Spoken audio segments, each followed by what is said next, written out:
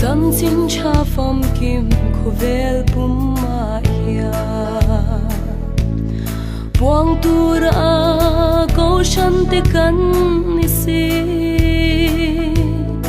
athi na le phum na le tho le na chăm chính cha muang lo vin mi shil se sai on khoi moi kan theng hun swa wan var sinin angel var ne nurwal taki hallelujah din lanum ne makan oyam leishi omram ngai reng reng om lovi akia na sa tuanin kan leng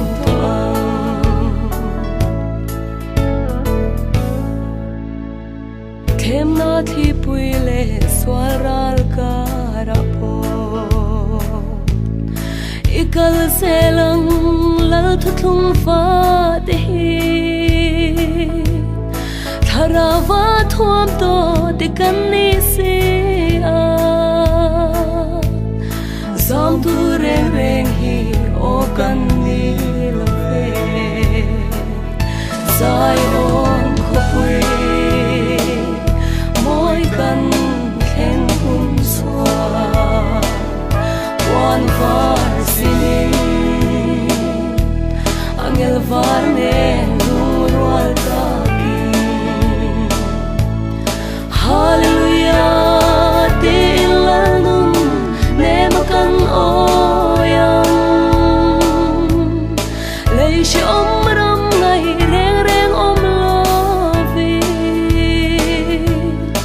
akia na sa tuanin kan leng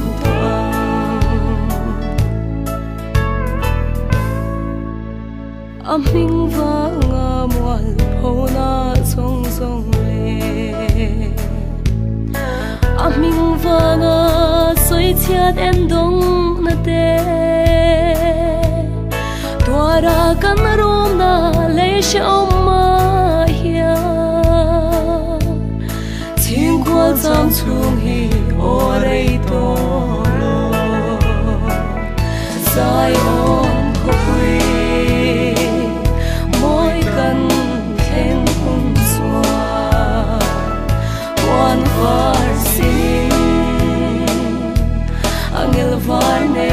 nurwal taki hallelujah din lanum ne makan